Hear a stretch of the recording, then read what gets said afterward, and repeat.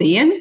Skatos, ka pulkstenis ir tieši 11, un tas nozīmē, ka mēs varam sākt mūsu webināru, kas ir veltīts atbalsta programmai sociālās uzņēmējdarbības veicināšanai. Tātad teikšu labdien tiem, kas mums pievienojušies Teams platformā, un tiem, kas ir izvēlējušies sekot līdzi Facebook. Paldies jums visiem par izrādīto interesi par šo izstrādāto atbalsta programmu. Mums ir liels prieks jūs redzēt tik kuplā skaitā. Mani sauc Aija Lilienfelde, un es pārstāvu Rīgas uzņēmēju atbalsta kontaktpunktu. Un iesākumā pāris tehniskas lietas. Vēlos informēt, ka webinārs tiek ierakstīts, dodot iespēju to noskatīties tiem, kas dažādu iemeslu dēļ nav varējuši mums pievienoties šodien klātienē. Šim webināram esam paredzējuši 1 stundu. Pirmo pusstundu atvēlot informācijai par pašu programmu un attiecīgi pēc tam jautājumu sesijai. Un otrā sadaļā mūsu kolēģis no Pilsētas attīstības departamenta arhitektūras pārvaldes sniegs vairāk informāciju par to, kāda būvniecības dokumentācija nepieciešama un kāda ir tās saskaņošanas kārtība. Jautājumu uzdošanai tiks atvēlēts laiks pēc prezentācijām. Kā jau teicu, jautājumus aicinu uzdot paceļot roku vai ierakstot tos Teams chatā vai Facebook komentāros. Tātad mēs varam pāriet pie prezentācijas. Dalīšos ar ekrānu.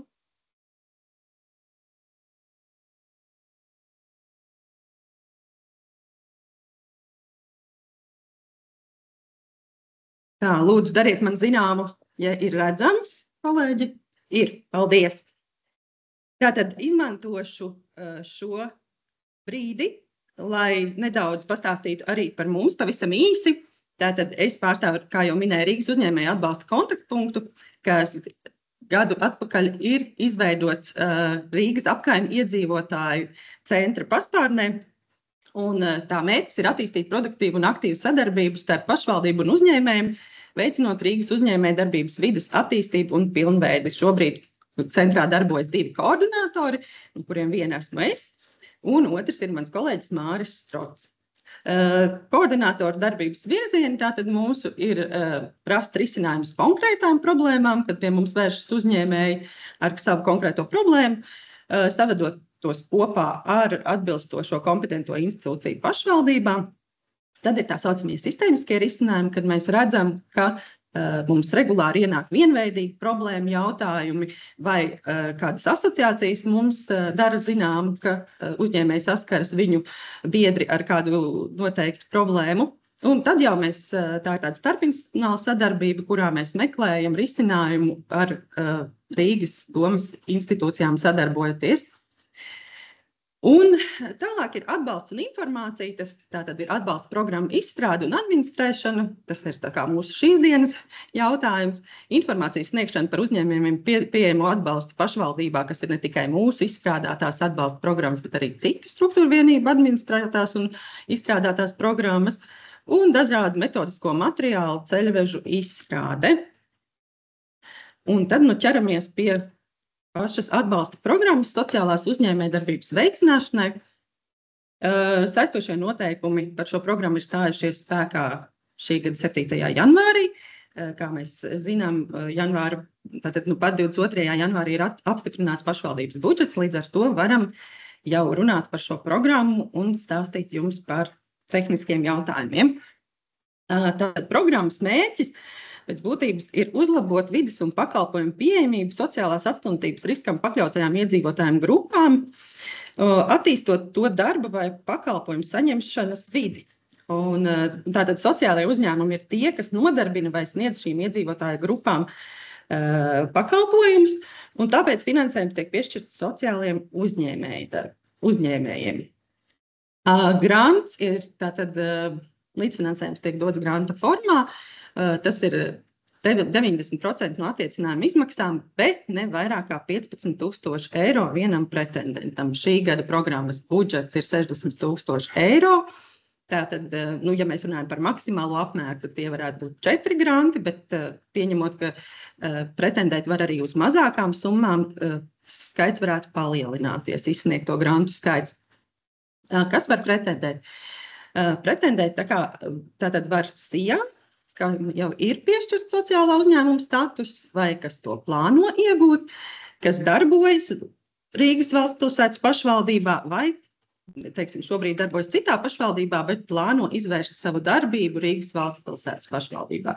Un tāpat var pieteikties arī nevalstiskās organizācijas, kas jau veic vai plāno izvērst saimniecisko darbību pašvaldībā un plāno dibināt SIA un iegūt sociālā uzņēmuma statusu. Pretendēt nevar, ja pretendentam ir nodokļu parāds virs 150 eiro, ja ir ierosināts vai notiek maksātnespējas process, pretendents ir apsūdzēts naudas atmazgāšanā, sankciju pārkāpšanā, ir izbeigta vai apturēta tā saimnieciskā darbība. Un arī pretendēt nevar pretendents, kas veic darbību sociālā uzņēmuma likuma 9. pantā 6. daļā minētajās nozarēs. Pieņemot, ka varbūt mūs klausās kāds interesants, kas nav ieguvis sociālā uzņēmuma statusu, tad pieminēšu, ka šīm nozarēm tiek saprasti sistemātiski darījumi ar vērtspapīriem vai nekustamo īpašumu, sprākstvielu, ieroču un munīciju ražošana, tirzniecība, alkoholisko dzērienu ražošana, izņemot mazās alkoholisko dzērienu darītavas, tabaks izstrādājumu ražošana un tirzniecība, azartspēles derības, finanšu un apdrošināšanas darbības vai jomas, kas apdraud sabiedrības drošību un veselību. Tāpat arī aizdevumu izsniegšana, ja tas nav paredzēts sociālā uzņēmuma statūtos. Tātad attiecināmās izmaksas. Tātad mēs dalām principā tādas divas lielas grupas vai flangus. Tas ir fiziskās vides pieejamības uzlabošana un digitālās vides pieejamības uzlabošana. Attiecībā uz fiziskās vides pieejamības uzlabošanu mēs esam to sadalījuši, ka tā ir būvniecība un tā ir nepieciešamās dokumentācijas izstrāde. Saistošos noteikumos esam arī bišķiņi iezīmējuši, kas tās varētu būt, teiksim, durvju ailu paplatināšana, pandusu izbūve. Bet šis uzskaitījums viennozīmīgi nav izsmeļošs. Ir labs tāds materiāls, ko varam ieteikt vides pieejamības vadlīnijas publiskām būvēm un telpām, kas ir pieejams Labklājības ministrijas mājaslapā, ar kuru var iepazīties, un tur ir ļoti daudz uzskaitīti gan ar būvniecību saistīti, gan ar būvniecību nesaistīti risinājumi. Un savukārt ar būvniecību nesaistīti risinājumi dažādas taktilās joslas, kontrastējošs krāsojums, margu uzstādīšana un tam līdzīgi.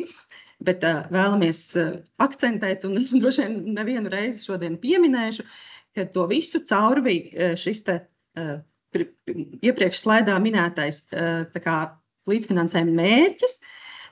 Šai vides pieejamības uzlabošanai ir jāsekmē mērķa grupa nodarbinātība vai to iespēju saņemt pakalpojumus.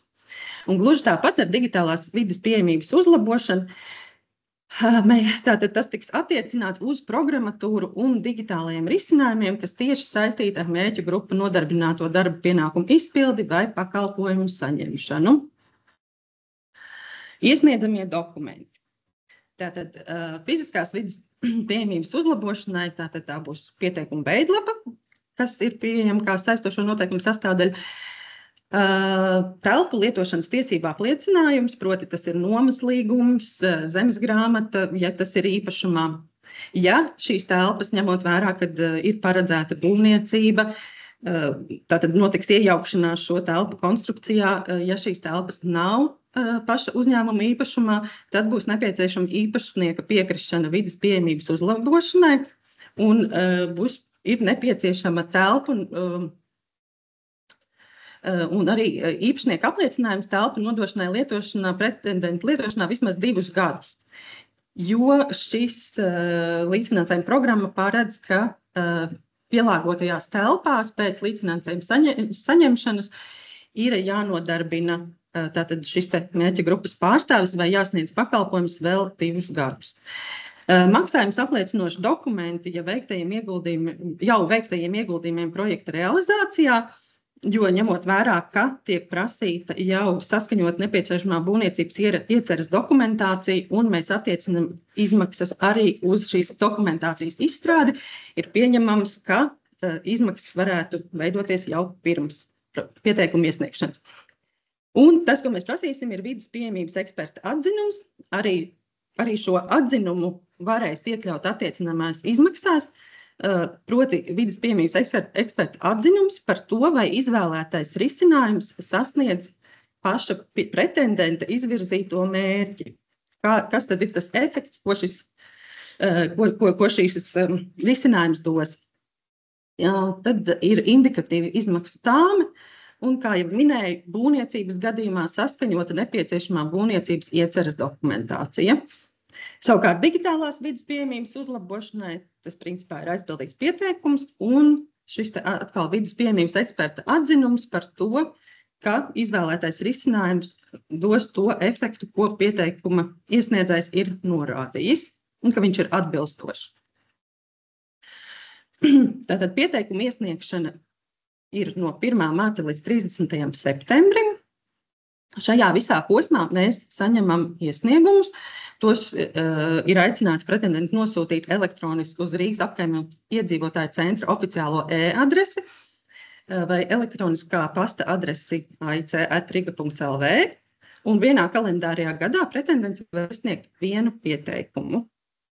Pieteikuma izskatīšana. Pieteikumi tiek izskatīti saņemšanas secībā. Ar to mēs gribam teikt, ka mēs negaidīsim 30.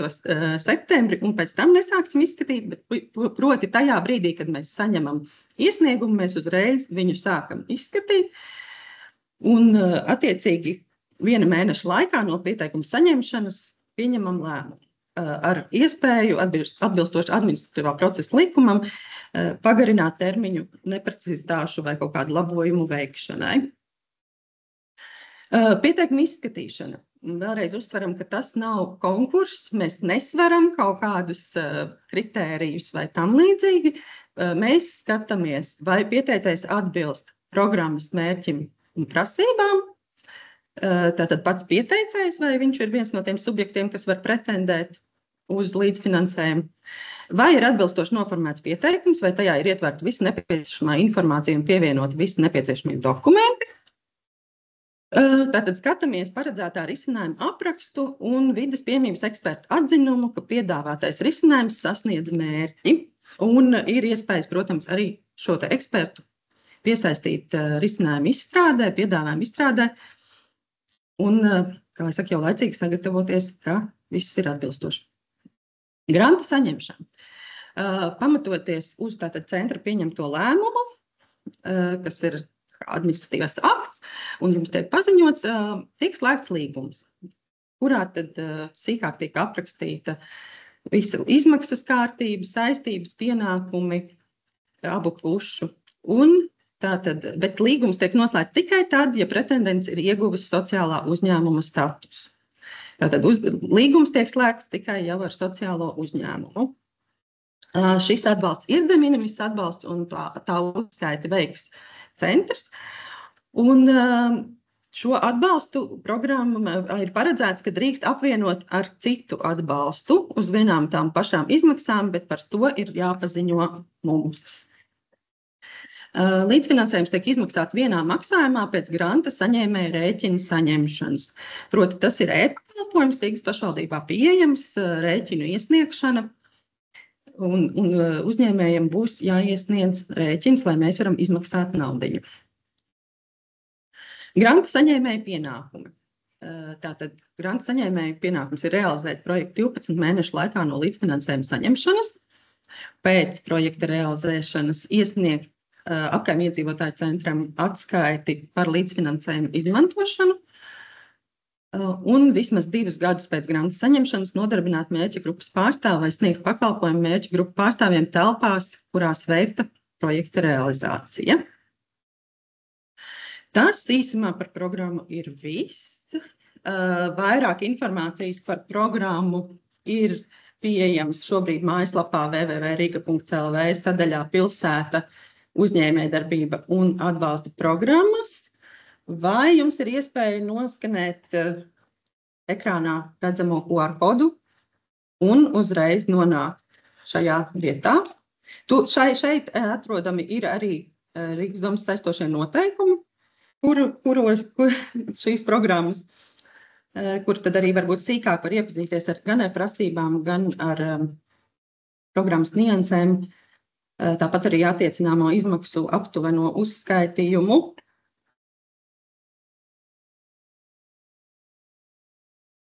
Teikšu jums paldies, un Iezīmējuši, ka šī un citu uzņēmējumu noderīga informācija drīzumā būs pieejama arī speciāli uzņēmējumu veidotā Rīgas lapā, kas būs www.uzņēmēji.riga.lv.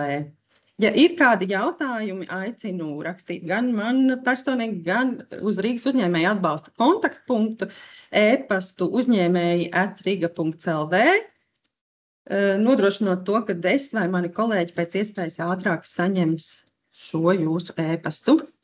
Paldies! Un, jā, ja ir kādi jautājumi, lūdzu celiet rokas, rakstiet čatā.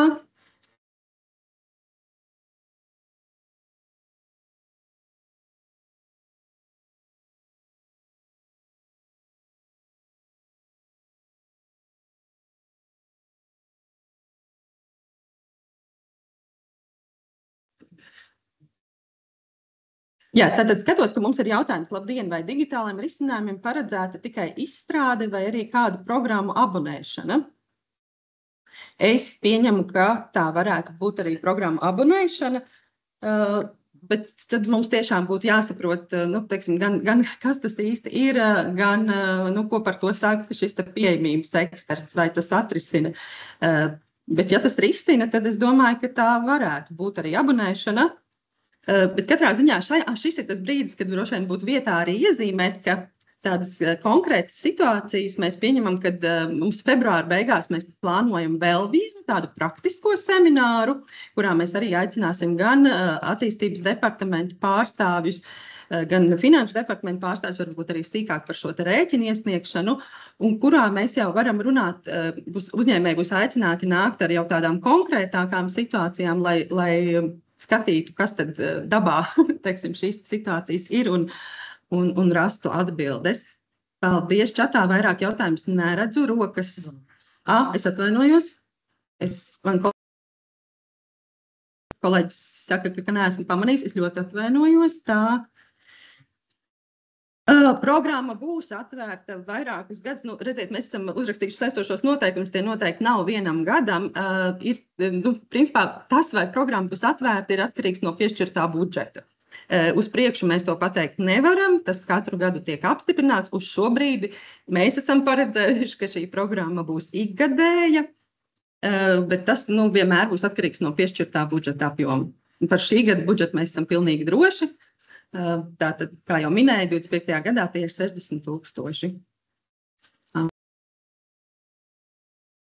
Vai arī digitālajiem uzlabojumiem ir nepieciešams pieejamības eksperta nolēmums? Jā, pilnīgi noteikti, jā, jo mēs paši neuzņemamies šo lomu, tāpēc mēs arī esam paredzējuši, mēs esam gatavi attiecināmās izmaksās iekļaut un apmaksāt šo ekspertu gan konsultācijas, gan atzinumus, lai mēs būtu pārliecināti, ka šis risinājums tiešām sasniedz to mērķi, ko pretendents ir izvirzījis, gan mūsu drošības, gan jūsu drošības labad, tāpēc, ka arī konsultējoties ar šiem pieejamības ekspertiem, mēs saņēmām tādu aicinājumu, lai tas būtu jēgpilni, ilgtspējīgi, konsultēties ar viņiem, jo es neapšaubu neviena konkrēta, teiksim, risinājuma, bet mēdz būt tā, ka arī varbūt pats uzņēmējs netik labi zina, ko tad viņam konkrētajā situācijā vajag. Jā, informācija par kontaktiem. Es noteikti varbūt varam sarunāt, kad es uzlikšu, kad kolēģis būs beiguši prezentāciju, varbūt tad nošērošu to slaidu un arī ieliksim tepat čatā arī vēlreiz savus kontaktus, lai jums ir pieejami. Pretendenta vērtēšana, vai ir noteikts laiks, cikos var sūtīt pieteikumu 1. martā? Vai no 00 vai tikai no 12:00? Tik līdz 1. marts ir sācies, principā elektroniski jūs jau viņu varat nosūtīt. Doma viņu saņems un reģistrēs savā darba laikā. Kur var atrast digitālās vides pieejamības ekspertus? Jā, droši vien nepateicu, tas uz sarakstu, uz ko mēs esam orientējušies, ir Labklājības ministrijas mājaslapā ir pieejams tātad fiziskās un informatīvās vides ekspertu saraksts. Mēs viņu arī varētu ielikt čatā. Es tūlīt ieliksim mēs čatā arī šo saiti. Tātad būvniecības saistītās izmaksas projekta sagatavošanai vai var attiecināt arhitekta vai dizaineru izmaksas. Ja tas ir, ja arhitekts ir nepieciešams, jā, būvniecības dokumentu izstrādē, jūs varēsiet attiecināt, un kas tad īsti jums būs nepieciešams būvniecības dokumentu izstrādē, to droši vien tūlīt kolēģi jums pastāstīs sīkāk un smalkāk, un tad jūs arī sapratīsiet, kādas varētu būt šīs ar būvniecības dokumentāciju saistītās izmaksas. Ja vairāk jautājumu nav, tad es varētu dot vārdu pilsētas attīstības departamenta kolēģiem. Nogaidam gluži pāris minūtes. Facebookā nav?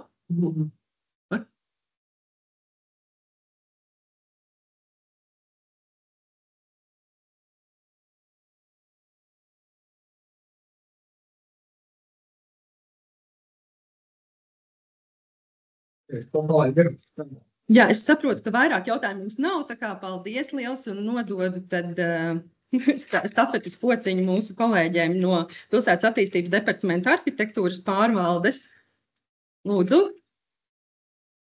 stādieties priekšā un jūsu prezentāciju. Paldies! Labdien visiem! Tātad, jā, šodien no Pilsētas attīstības departamenta pastāstīsim vairāk par to, kāda ir tad kārtība, lai saskaņotu būvniecības ieceri un kādi dokumenti ir nepieciešami. Tātad īsumā par Pilsētas attīstības departamentu, tā ir Rīgas pašvaldības vadošā iestāde, kas atbild par Rīgas pilsētas attīstības un teritorijas plānošanas nozari, un pārauga un koordinē attīstības procesus, nodrošina būvniecības procesu tiesiskumu, tā skaitā veic pašvaldības būvvaldes funkcijas, nodrošina sabalansētas mobilitātes attīstību, pārauga arhitektūras procesa kvalitāti un kvalitatīvas pilsētvides attīstību. Departaments ir samērā liels, ir vairākas nodaļas, gan būvprojektu tiesiskuma izvērtēšanas nodaļa, gan inženieru nodaļa, ainavu arhitektu nodaļa, pilsētas plānotāju nodaļa un arhitektu nodaļa. Šodien šeit esam es un kolēģe Anita, es no arhitektu nodaļas un Anita no kultūras mantojuma aizsardzības nodaļas. Un tātad pastāstīsim par šiem te procesiem.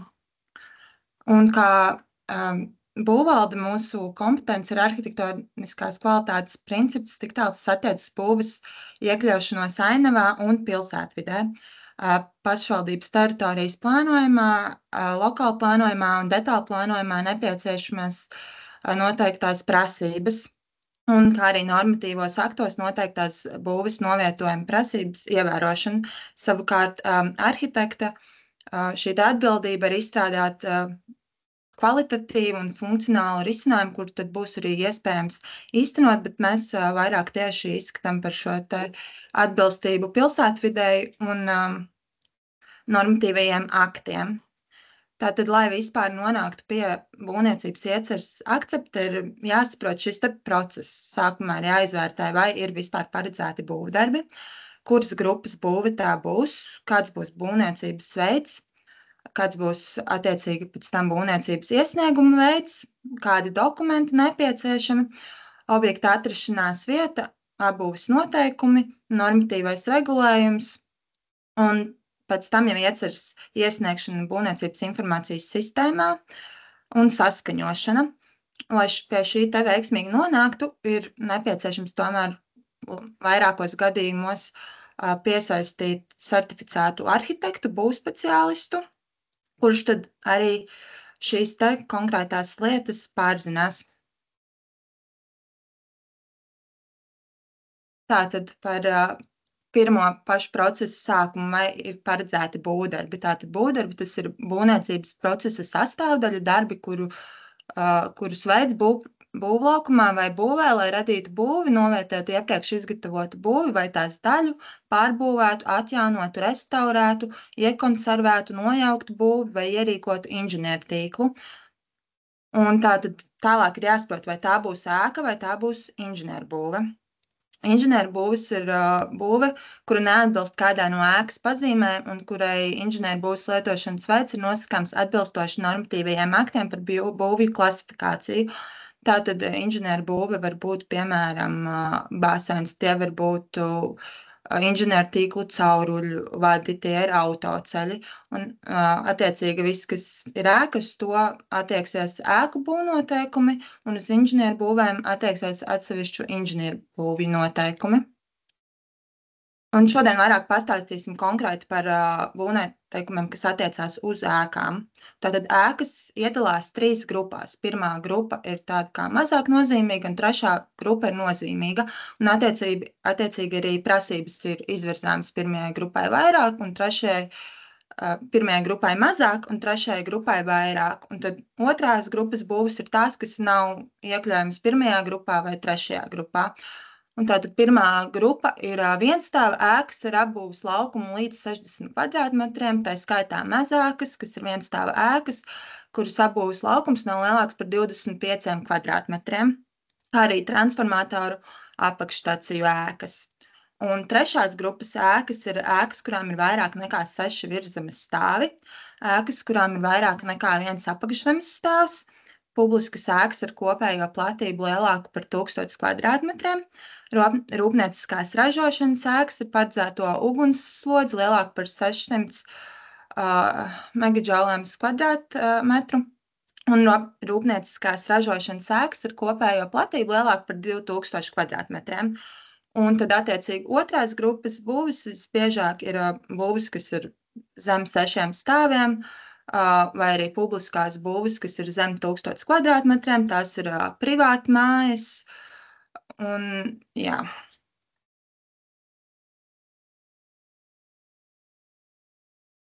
Jā, kad ir noteikta būves grupa, tad ir tālāk jāsaprot, kāds ir paredzamais būvdarbu veids. Attiecīgi izdalās pārbūve, kas ir būvdarbi, kuru rezultātā ir mainīts būves vai tās daļas apjoms, vai pastiprināti nesošie elementi, vai konstrukcijas, mainot vai nemainot lietošanas veidu. Bet vienkāršota pārbūve savukārt ir būvdarbi, kuru rezultātā ēkas nesošajās konstrukcijās veic ailu, piemēram, logu, durvju, lūku, inženiertīklu šaktu vai šķērsojumu jaunu būvniecību, pārbūvi vai nojaukšanu, kā arī ēkas ārējo kāpņu, pandusu vai terases jaunu būvniecību, pārbūvi vai nojaukšanu, kā arī atsevišķi izdala atjaunošanu, kas ir būvdarbi, kuru rezultātā ir nomainīti nolietojušies būves nesošie elementi vai konstrukcijas, vai veikti funkcionāli vai tehniski uzlabojumi, nemainot būves apjomu vai nesošo elementu nestspēju. Tātad, attiecīgi, netiek veikta pārbūve, bet gan atjaunošana. Un savukārt izdala vēl sīkāk no atjaunošanas arī vienkāršota atjaunošana, kas ir būvdarbi, kuru rezultātā ēkā vai tās daļā veic funkcionāls vai tehniskus uzlabojumus, nemainot ēkas nolietojošos nesošos elementus vai būvkonstrukcijas, būvapjomu un lietošanas veidu un neskrot ēkas fasādi. Attiecīgi, visbiežāk tā būs iekštelpu pārplānošana, skarot tikai nenesošās sienas, principā pārplānojot iekštelpas. Un atsevišķi vēl izdala lietošanas veida maiņu bez pārbūves. Tas ir ēkas vai telpu grupas lietošanas veida maiņa, neveicot būvdarbus. Tas ir, pieņemsim, ja jums ir veikala telpas, bet jūs vēlaties tajās ierīkot kafejnīcu, tad attiecīgi jums būs, bet šīs telpām ir arī jābūt plānojamam atbilstošam funkcijām, lai no veikala telpām tās varētu bez pārbūves definēt par kafejnīcas telpām. Tad būs šīs lietošanas veida maiņa bez pārbūves. Kā arī ir jaunbūve, kas ir jaunas būves būvēšana, un atsevišķi izdala arī būves novietošana, kas ir principā būvdarbi, kurus veic iepriekš izgatavots būves salikšanai no gataviem elementiem paredzētajā novietnē, neizbūvējot pamatnus dziļāk par 30 centimetriem.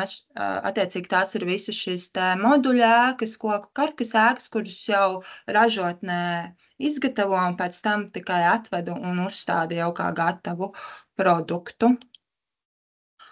Un tālāk, kad ir noteikts šis būvniecības veids, būs jāsaprot, kāds tad ir iesnieguma veids iesniedzams.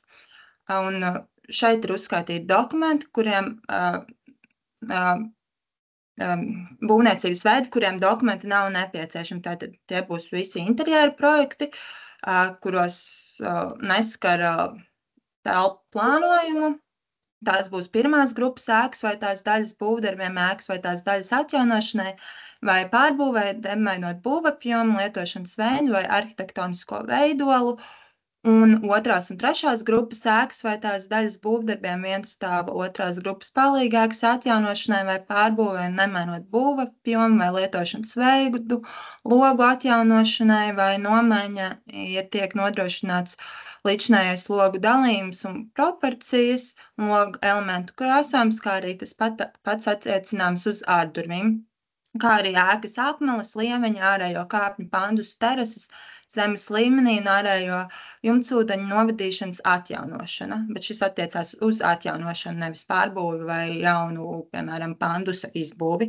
Tātad, kā piemēri šajā kontekstā varētu būt, kad nebūs nepieciešama būvniecības iecerē, ir kontrastējoši krāsojumi pie līmeņu un virsmu maiņas, kā attēlā redzams, piemēram, pie kāpnēm šīs kontrastējošās līnijas, kuras tiek uzstādītas pielīmētas, kā arī marķējumu un piktogrammu, kāpņu margu pielāgošanu būvei, iekārtu un aprīkojuma uzstādīšanu, ārdurvju atjaunošanai vai nomaiņai, ja tiek ievērots līdzšinējais apjoms, durvju proporcija un dalījums, krāsojums, un ja būve nav piemineklis.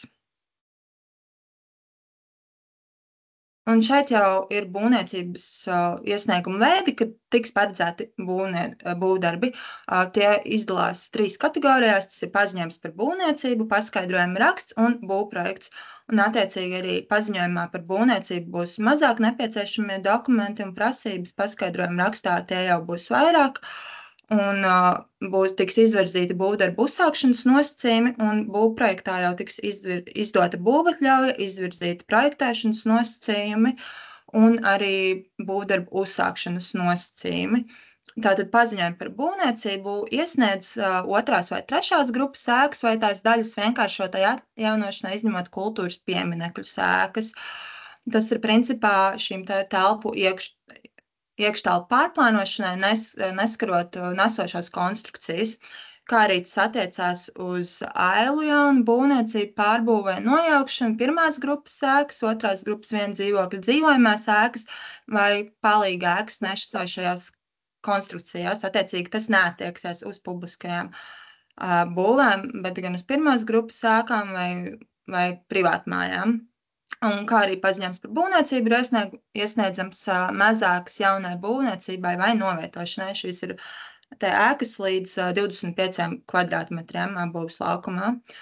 Un attiecīgi, ja neklasificējas šajā sadaļā, tad jāskatās, vai tas būs paskaidrojuma raksts. Un paskaidrojuma rakstu iesniedz pirmās grupas ēkas vai otrās grupas palīgākas jaunas būvniecībai vai novietošanai, pirmās grupas ēkas vai tās daļas restaurācijai, pirmās grupas ēkas vai tās daļas pārbūvē, nepārsniedzot vispārīgajos būvniekumos noteiktos apjomu rādītājus, pirmajai grupai pirmās, otrās vai trešās grupas ēkas vai tās daļas atjaunošana, pirmās, otrās vai trešās grupas ēkas vai telpu grupas lietošanas veida maiņa bez pārbūves, kā arī pirmās, otrās vai trešās grupas ēkas vai tās daļas vienkāršota pārbūve.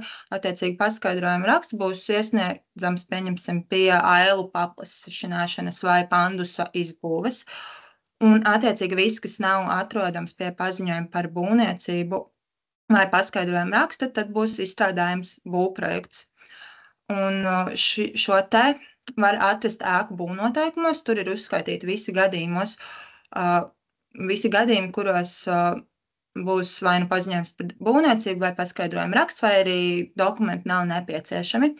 Un tātad par izskatīšanas termiņiem paskaidrojumu rakstu mēs izskatām 10 darba dienu laikā un būvprojektu savukārt 1 mēneša laikā, jo attiecīgi ir iesaistīts vairākas departamenta nodaļas, kas gan ir būvprojektu tiesiskuma izvērtēšanas nodaļa, ainavu arhitektu nodaļa, ja nepieciešams, kā arī tiek skarta inženieru tīkla, tad inženieru nodaļa. Tādēļ arī ir nepieciešams vairāk laika, lai izvērtētu. Tas ir atkarīgs no katras ieceres specifikas. Un tātad, kad ir saprasts, kāds ieceres veids ir jāiesniedz, tad tālāk jau būtu jāsaprot, kādi dokumenti jāpievieno. Šajā posmā jau būtu nepieciešams piesaistīt tomēr certificētu speciālistu, arhitektu, kurš arī pārzinās šīs te prasības, bet, protams, ja pašiem ir vēlme, arī var šajā visā iedziļināties un pētīt un saprast, kas tad būs nepieciešams. Tātad pie visām būvniecības iecerēm būs jāpievieno skaidrojušais apraksts, kurā tad jāapraksta, kādi būvdarbi tiks paredzēti, un attiecīgi arī arhitektūras risinājumi, būvdarbi ir paredzēti ēkai, tad ir situācijas plāns, ģenerāla plāns, ja būvdarbi paredz skart ārtelpu, darba organizēšanas plāns, būvkonstrukciju sadaļa, tiek skartas nesošās konstrukcijas, tehniskās apsekošanas atzinums pie pārbūvēm un skaņojumi ar tehnisko noteikumu izdevējiem, ja tas ir nepieciešams, piemēram, ja tiek skarti inženieru tīkli vai nepieciešams veselības inspekcijas skaņojums. Tālāk ir kopīpašnieks skaņojumi, ja īpašums ir kopīpašumā, un īpašuma tiesību apliecinoši dokumenti, ēkas telpu grupas kadastrālās uzmērīšanas lietas un vēl citi dokumenti atšķirībā no katras ieceres. Tātad ir gadījumi, kad ierosināt būvniecību var pats izstrādāt būvniecības ieceru var pats ierosinātājs, un tas šajā gadījumā būvniec savas pirmās grupas dzīvojamai ēkai vai tās daļai, pirmās grupas vai otrās grupas palīgākai. Tātad tas ir tikai principā individuālajām dzīvojamajām mājām vai pirmās grupas vai otrās grupas palīgākām. Pārējos gadījumos ir nepieciešams piesaistīt speciālistu, certificētu arhitektu vai attiecīgo inženieri, ja tas ir paredzēts inženieru būvei, vai ja paredzēts tikai būvkonstrukcijas sadaļa, tad būvkonstruktors. Un tātad dokumentu iesniegšana notiek būvniecības informācijas sistēmā. Papīra formātā vairs šobrīd netiek iesniegti būvprojekti. Izņēmums ir procesi, kas uzsākti neizmantojot būvniecības informācijas sistēmu. Tas ir arī svarīgi pirms vispār ierosināt būvniecības iesniegumu, ir saprast šīs te ēkas legālo stāvokli, vai tā ir esoša būve, vai tā tomēr ir jauna būve. Tas ir, ja nav ierakstīta zemes grāmatā un nav nodota eksploatācijā, bet viņai ir saskaņots būvprojekts. Tādā gadījumā, ja jau ir saskaņots būvprojekts, bet vēl nav uzskatām kā esoša būve, tad pie esošā būvprojekta var iesniegt izmaiņu būvprojektu, un šajā gadījumā tad būtu jāpieprasa vēsturiskā būvniecības lieta viss sistēmā, un attiecīgi arī pie tās pēc tam jāiesniedz jau risinājums digitālā formātā. Tālāk jums pastāstīs kolēģe Anita vairāk.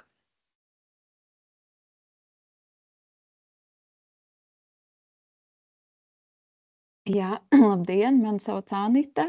Pārņemšu tālāk daļu no prezentācijas, izstāstīšu es. Par vēl dažiem būtiskiem aspektiem papildus jau iepriekš minētajiem, ko būtu jāņem vērā, izstrādājot ieceri un projektēšanas gaitā. Un tas būtu par objekta atrašanās vietu un piemērojamiem abūs noteikumiem, teritorijas funkcionālo zonējumu, kā arī to, vai ēka ir iekļauta valsts aizsargājamo kultūras pieminekļu sarakstā un vai vēsturiskai ēkai ir noteikts tās kultūra vēsturiskās vērtības līmenis. Tā, par Rīgas teritorijas plānojumu, tas ir Rīgas pašvaldības ilgtermiņa teritorijas attīstības plānošanas dokuments, kurā ir noteikts prasības teritorijas izmantošanai un apbūvei. Tajā skaitā funkcionālais zonējums, publiskā infrastruktūra, teritorijas izmantošanas un apbūves noteikumi, kā arī citi teritorijas izmantošanas nosacījumi Rīgas administratīvajā teritorijā. Esmu pievienojusi arī karti ar šo Rīgas teritoriju, uz kuru ir attiecināmi teritorijas izmantošanas un apbūves noteikumi. Tie nosaka tad apbūves prasības Rīgas teritorijā, izņemot Rīgas vēsturisko centru, kurš kartē ir apzīmēts ar sarkanu robežlīniju. Uz Rīgas vēsturisko centru ir attiecināmi Rīgas vēsturiskā centra un tā aizsardzības zonas teritorijas izmantošanas un apbūves noteikumi. Abi šie plānojuma dokumenti ir pieejami publiski departamenta mājaslapā. Ir pieejams gan tematiskais plānojums, gan arī saistošie noteikumi katrai teritorijai. Papildus vēl es gribu vērst uzmanību, ka Rīgas teritorijas izmantošanas un apbūves noteikumi tiek papildināti ar informatīviem skaidrojumiem, un šos komentārus ar skaidrojumiem arī ar tiem var iepazīties departamenta mājaslapā. Esmu pielikusi informatīvi klāt arī šo attēlu, kurā sadaļā tos var meklēt. Tur būs pieejams šis plānojuma dokuments ar visiem skaidrojošiem papildus komentāriem. Es atvainojos, pārlecu. Tad tālāk nākošā būtiskā sadaļa ir funkcionālais zonējums, kurā tiek atspoguļoti atļautie teritorijas izmantošanas veidi. To būtu svarīgi ņemt vērā, ja tiek plānots mainīt ēkai vai atsevišķai telpu grupai lietošanas veidu. Tādā gadījumā ir jāņem vērā, kurā funkcionālajā zonā šī ēka atrodas un vai paredzētais lietošanas veids atbilst atļautajai izmantošanai. Šie funkcionālie zonējumi arī ir izstrādāti visai Rīgas teritorijai. Atsevišķi ir arī Rīgas vēsturiskā centra aizsardzības zonai un detalizēts teritorijas funkcionālais atļautais izmantošanas veids ir arī izstrādāts Rīgas vēsturiskajam centram.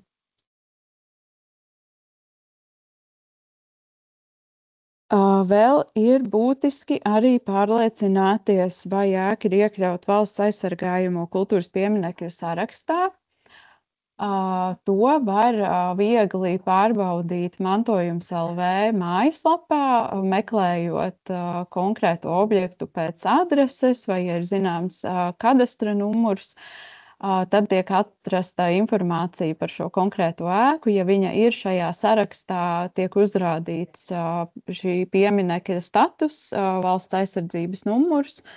Un kultūras pieminekļus izdala tiem varētu teikt, ir trīs statusi, kas ir valsts un reģiona nozīmes un vietējas nozīmes.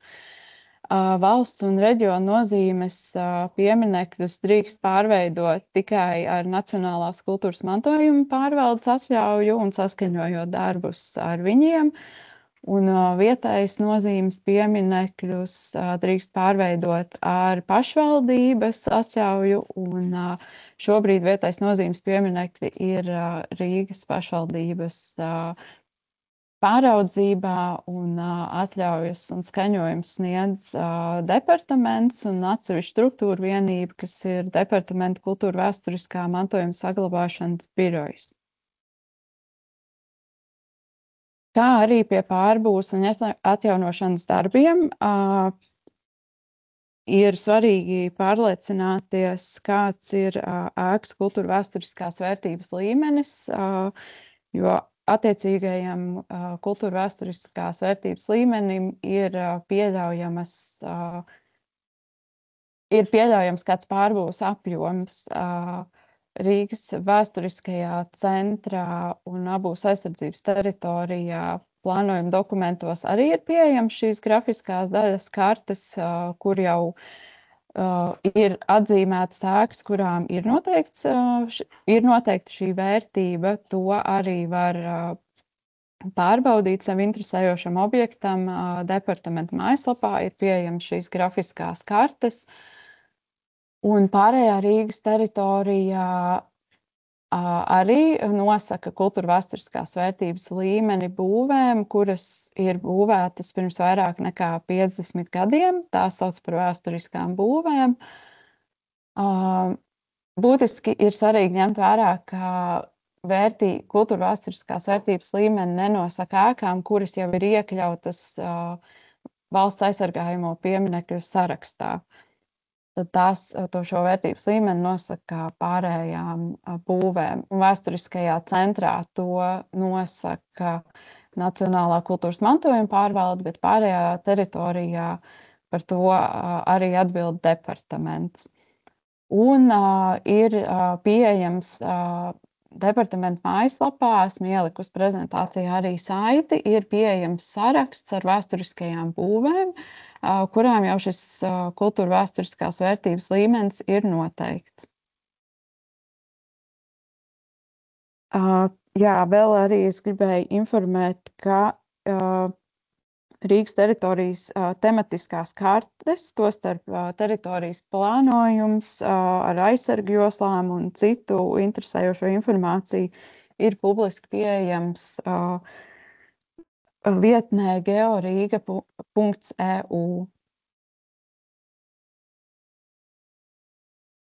Un tad atsevišķi arī esam izdalījušas abūs noteikumu nodaļas, apakšnodaļas, kas varētu būt saistošas, ņemot vērā kādus pārbūves darbus vai atjaunošanu vai telpu pielāgošanu vai kādus funkcionālus uzlabojumus, ko paredzēts veikt kādā ēkā, tad esmu atlasījusi atsevišķas nodaļas, kas būtu attiecināmas uz kādām konkrētām lietām, piemēram, vēsturiskā centra un tā aizsardzības zonas abūs noteikumos, kā arī pārējās Rīgas teritorijas izmantošanas abūs noteikumos ir atsevišķas nodaļas par vides pieejamības prasībām vai par prasībām fasāžu elementiem, logu vai durvju vai citu ailu aizpildījumiem, ja tiek paredzēts pārbūvēt, piemēram, ārdurvju risinājumu vai mainīt to aizpildījumu, tad te informatīvi ir uzskaitīts nedaudz, bet tās lietas, kas varētu būt saistošas, ņemot vērā šo tēmu, par ko mēs šodien runājam, un kas būtu arī ar vidas pieejamības izmaiņām saistītas. Un tālāk tad es atkal nododu prezentāciju Laurai. Jā, tātad papildus visam šim ir daudz normatīvie regulējumi, kur tad nosaka to, kādā veidā ir izstrādājuma būvniecības iecere, kādas ir prasības un tam līdzīgi. Šo jūs varat vai nu paši pētīt, vai tomēr piesaistīt arhitektu, kuram tad arī vajadzētu šo te pārzināt certificētam būvspeciālistam, kā arī ir atrodamas vadlīnijas jau konkrēti par vidas pieejamības risinājumiem. Tās ir, kā arī BIS sistēmā, būvniecības informācijas sistēmā, ir atrodami skaidrojumi, vadlīnijas, kas attiecas dažādām būvniecības iecerēm. Šo arī pēc tam varēšu iekopēt čatiņā, lai varat jau saglabāt sev atvērt. Jā, un tātad papildus visiem normatīviem aktiem ir jāievēro arī svarīgākie būvniecības principi, kas ir arhitektoniskās kvalitātes princips, saskaņā ar kuru būvis projektē līdzsvarojot būvniecības funkcionālos, estētiskos, sociālos, kultūrvēsturiskos, tehnoloģiskos un ekonomiskos aspektus, kā arī būvniecības ierosinātāja un sabiedrība intereses, dabas vai pilsētas ainavas, individuālo identitāti izceļot un organiski iekļaujot kultūru vidē, tādējādi to bagātinot un veidojot kvalitatīvu dzīves telpu. Attiecīgi, iecerēji ir jāparedz uzlabot šo te dzīves telpu, šo te ēku, un kā arī jāiedarās apkārtējā pilsētvidē, ja ir, pieņemsim, paredzēts šis te pandus izbūve, tad ir jāskatās, kādā teritorijā, kāda ir apkārtējā apbūve, kā tas ietekmēs apkārtējo, pieņemsim, šo te blakus esošo ielu, ja tas ir ielas zonā. Jā, kā arī inženiertehniskās kvalitātes princips ir būtisks, saskaņā ar kuru būs inženiertehniskais risinājums ir lietošanai drošs, kā arī ekonomiski un tehnoloģiski efektīvs. Attiecīgi visiem risinājumiem ir jābūt efektīviem, kā arī drošiem un arī efektīviem ekonomiski. Un, protams, šis vides pieejamības princips, saskaņā ar kuru būvniecības procesā tiek veidota vide, kurā ikviena persona var ērti pārvietoties un izmantot būvi atbilstoši tās lietošanas veidam. Un ilgspējīgas būvniecības princips, saskaņā ar kuru būvniecības procesā tiek radīta kvalitatīva dzīves vide pašreizējām nākamajām paudzēm, šai nolūkā arī palielinot atjaunojamo energoresursu un sekmējot citu dabas resursu efektīvu izmantošanu. Un tad šeit pievienoju divus būtiskākos būvnormatīvus, kas varētu attiekties tieši uz šo te jautājumu par vides pieejamību. Tātad viens no tiem ir būvju vispārīgo prasību būvnormatīvs LBN 221, kurā ir prasības, kādas ievēro projektējot ēkas, stadionus, arēnas, brīvdabas estrādes un citas brīvdabas izklaides būves, kā arī prasības to novietošanai, jaunai būvniecībai, atjaunošanai, pārbūvei un restaurācijai. Un šajā būvnormatīva 3. nodaļā ir arī atrodams atsevišķas prasības konkrēti par vides pieejamību, kas ir vairāk par sanmezgliem, par pandusiem, to uzbūves principu, kādi ir minimālie izmēri, kādiem jābūt un tam līdzīgi. Kā arī būtiski pie kuras pārbūves vai atjaunošanas ir ņemt vērā būvju ugunsdrošību. Tātad, attiecīgi, pārplānojot ēku telpas, ir jāspēj nodrošināt šī te ugunsdrošība. Un šeit nosacījumi ir atrodami Latvijas būvnormatīvā LBN 201/15. Tālāk jau minēšu konkrētus piemērus, lai būtu saprotamāks. Pieņemsim, šeit piemērs ir durvju ailu paplašināšana nesošā ārsienā 4 stāvu daudz dzīvokļu ēkā.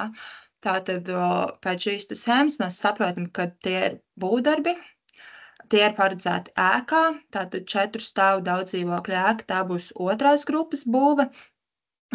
Paredzētie darbi atbilst vienkāršotai pārbūvei, jo tiek paredzēts fasādes risinājums, paredzēts mainīt fasādes risinājumu un tiek skarta nesošā siena. Un attiecīgi pēc šī te saprotam, ka ir jāizstrādā paskaidrojuma raksts. Un tālāk jau par dokumentāciju. Tātad šai dokumentācijai noteikti vajadzētu sastāvēt no skaidrojošā apraksta par plānoto būvniecības ieceru, tā skaitā par ugunsdrošības risinājumiem un izmantotajiem būvizstrādājumiem, kā arī par vides pieejamības risinājumiem, būvniecībā radušos atkritumu apsaimniekošanu, paredzēto teritorijas sakārtošanas veidu, plānotajiem darbiem, attiecīgo darbu secību, kā arī arhitektūras risinājumi, kas iekļautu šo stāva plānu, telpu grupas vai ēkas, fasādes rasējums, kurā tad tiks norādīta šī te izmaiņa, un arī krāsu pase, kurā būs uzrādīts šo te durvju paredzētais tonis, novietojums, būvapjoms. Un kā arī jābūt pievienotai ēku vai telpu grupas eksplikācijai ar telpu augstumiem. Jā. Un tā kā ir paredzēta pārbūve, ir nepieciešams arī pievienot tehniskās apsekošanas atzinumu, ko izstrādā certificēts būvspeciālists. Un arī būvkonstrukcijas sadaļa būs šeit pievienojama ar ailu konstruktīvo mezglu risinājumu, izvērtējumu par risinājumu ietekmi uz ēkas kopējo stiprību un noturību, kā arī būs jāpievieno darba organizēšanas schēma, jo šī ir 4 stāvu daudz dzīvokļu ēka, kuru tiek aktīvi izmantota, šeit ir iedzīvotāji. Un jā, šī darba organizēšanas schēma, pievienoja būvdarbi plānot nepārtraucot ēkas vai tās daļas eksploatāciju.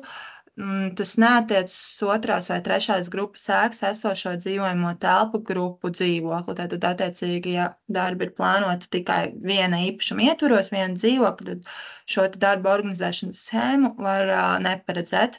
Būs arī jāpievieno īpašumtiesību apliecinošie dokumenti, kas apliecina, ka ierosinātājs ir tiesīgs ierosināt šo būvniecības ieceri, un kā arī skaņojumi. Visbiežāk daudzdzīvokļu ēkām, ja tiek skarts kopīpašums, būs nepieciešama kopīpašnieku skaņojums, kas ir 50% plus viens no visiem kopīpašniekiem, kā piekrīt šim te ieceres risinājumam. Un kā arī jāpievieno ēkas vai telpu grupas kadastrālā uzmērīšanas lieta, lai mēs varētu pārliecināties par legālo situāciju esošo.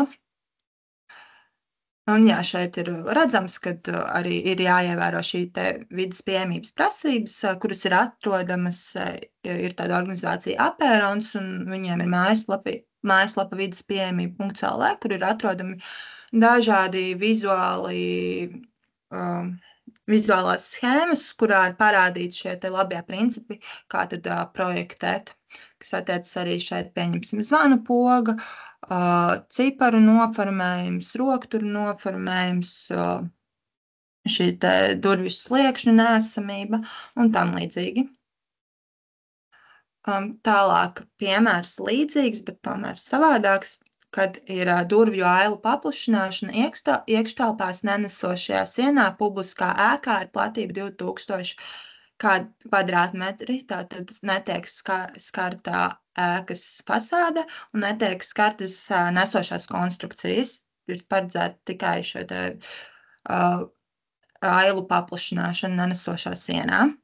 Tātad secinām atkal, ka tie ir būvdarbi, tie ir paredzēti ēkā, tā ir trešās grupas būve, jo ir publiska ēka ar platību 2000 kvadrātmetri, un attiecīgi paredzētie darbi atbilst vienkāršotai atjaunošanai un jāizstrādā paziņojums par būvniecību pie nosacījuma, ja ēka nav piemineklis. Un šeit jau būs vienkāršotāka iesniedzamā dokumentācija, tas būs tas pats skaidrojošais apraksts, tieši tāpat kā iepriekšējā piemērā. Šeit būtiski tas neatšķirās, ir arī jāpaskaidro ugunsdrošības risinājumi un būvizstrādājumi, kā tad šī vides pieejamības tiks nodrošināta, kā tas atbilst prasībām, kā arī jāpievieno ir stāva plāns, arhitektūras risinājums stāva plāns, kur tad ir norādītas šīs telpas, telpa eksplikācija, arī ar telpa augstumiem, un norādīts, kuras tad no durvīm tiek vai kāda no durvīm tiek paplašināta. Attiecīgi tas plānā arī uzrādīts. Un šeit arī būs jāpievieno darbu organizēšanas schēma, ja tā kā netiek pārtraukta ēkas eksploatācija, tā tiek izmantota. Un arī īpašumtiesību apliecinoši dokumenti un skaņojumi tādi ir nepieciešami, tie ir kopīpašnieki, vai varbūt tā ir kāda bankas piekrišana nepieciešama, un kā arī ēkas telpu grupas kadastrālās uzmērīšanas lieta. Un šeit jau ir sarežģītāks piemērs, kad tiek paredzēts izbūvēt pandusu. Konkrēti šajā piemērā tas ir pandusa izbūve pie vēsturiskas ēkas ieejas veikalā, 7 stāvu ēkas pirmajā stāvā. Ir šis te esoša ēka un ir nepieciešams nodrošināt šo te vides pieejamību, lai piekļūtu pirmā stāva telpām. Un tātad mēs secinām atkal, tie ir būvdarbi, tie ir paredzēti ēkā, tā ir trešās grupas būves telpu grupa. Un paredzētie darbi atbilst vienkāršotai pārbūvei. Un tā kā šī ir vēsturiskā ēka, būs jānosaka ēkas kultūra vēsturiskās vērtības līmenis, un attiecīgi no šī līmeņa jau būs skaidrs saprotams, vai būs kādas papildus prasības izvirzāmas attiecībā uz arhitektonisko veidolu, vai izvirzām kādi citi papildus nosacījumi. Un attiecīgi aizstrādā paskaidrojuma raksts. Un šeit arī pievienojams tas pats skaidrojošais apraksts, un šeit papildus vēl būs pievienojams ģenerāla plāns, tā kā tiek skarta ārtelpa, norādot šī te pandusa piesaisti, augstuma atzīmes arī un ārējos izmērus. Un kā arī būtiski jāskatās, vai tas netiek paredzēts ārpus ielas sarkanajām līnijām vai kādā citā īpašumā, jo tad būs jāsaņem arī skaņojumi, kas ir vai no blakus piederošās zemes īpašnieka, vai nu tas ir ārtelpas un mobilitātes departaments, ja tas ir ielas zonā. Un jā, arī arhitektūras risinājumi, kur jau tad detalizētāk vajadzētu parādīt šo te pandusu, tā slīpumu, kādus konstruktīvos mezlus, kā arī darba organizēšanas schēma, Un īpašumtiesību apliecinošie dokumenti, skaņojumi, kā jau iepriekš minēju, un arī ēkas telpu grupas kadastrālās uzmērīšanas lieta. Jā, un šeit jau ir redzams attēls, kad slīpumam ir jābūt tādam, lai to varētu tiešām arī izmantot funkcionālam. Principā tas būtu jābūt 5%. 8% jau ir tikai ar nepieciešamu kādu otru cilvēku palīdzību. Šis ratiņkrēsla lietotājs var piekļūt, un ja ir stāvāks, tad jau vairs tas nebūs izmantojums, un šādu ieceru mēs arī nevarēsim akceptēt, ja viņa neatbilst arhitektoniskās kvalitātes principam, nav funkcionāla. Jā, šeit vēl viens piemērs ir par sanmezglu izbūvu, šo toaletes pielāgošanu cilvēkam ratiņkrēslā ar kustību traucējumiem. Un jā, šeit konkrētajā piemērā, pieņemsim, ir kafejnīcas telpa, 5 stāvu ēka, kopējā platība 150 kvadrātmetri, pirmajā stāvā lietošanas veida maiņa no tirdzniecības telpām uz kafejnīcu un iekštelpu pārplānošanu izbūvējot jaunu cilvēkam ratiņkrēslā piemērotu sanmezglu. Attiecīgi tie arī būs būvdarbi, tie ir paredzēti ēkā, un tā ir 3. grupas būve, un šeit jau būs jāskatās uzmanīgāk, vai tiek skartas nesošās sienas, vai pārplānošana paredz tikai iekštelpu pārplānošanu, neskarot nesošās sienas. Attiecīgi, ja netiek skartas nesošās konstrukcijas, tā būs vienkāršot atjaunošana. Ja tiek skartas nesošās konstrukcijas, nesošās sienas un vai paredzēt jaunu inženieru tīklu šaktes, šo inženieru tīklu pievedē, tad jau tā būs vienkāršot pārbūve. Un tad iesniedzamā dokumentācija arī jau būtu līdzīga kā iepriekš, tas skaidrojušais apraksts, arhitektūras risinājumi, kur tad ir parādīts šis sanmezgls, tā atbilstība ratiņkrēslu lietojumam, ievēroti vides pieejamības principi, kā arī tehniskās apsakošanas atzinums un būvkonstrukcijas sadaļa, ja tiek skartas nesošās konstrukcijas, tāpat arī īpašumtiesību apliecinoši dokumenti, skaņojumi un kadastrālās uzmērīšanas lieta. Un jā, šeit arī ir jau šīs vadlīnijas par šo sanmezglu projektēšanu, kas ir dažādās internetu vietnēs atrodamas, piemēram, Apērona mājaslapā. Un šeit ir arī piemērs, kad ir paredzēts izbūvēt pacēlāju, lai savienot, lai šim cilvēkam ar kustību traucējumiem būtu iespēja nokļūt no 1. stāva 2. stāvā. Šajā konkrētajā gadījumā apskatam 2 stāvu kafejnīcas ēku, 100 kvadrātmetru aptuveni, iekštelpu pielāgošanu, izbūvējot pacēlāju cilvēkam ar ratiņkrēslā. Šeit ir iespējami 2 varianti, vai tā ir iekārtas uzstādīšana, vai tas ir šaktes izbūve, kas ir vairāk kā lifts jau, un tad tie būs paredzēti jau būvdarbi. Un jā, šī būs 2. grupas būve. Un attiecīgi, jā, pacēlājiem kā attēlā A ir nepieciešama izbūvēt šo atvērumu pārsegumā, tiek skartas būvkonstrukcijas, tad jau tā būs pārbūve un būs izstrādājums būvprojekts.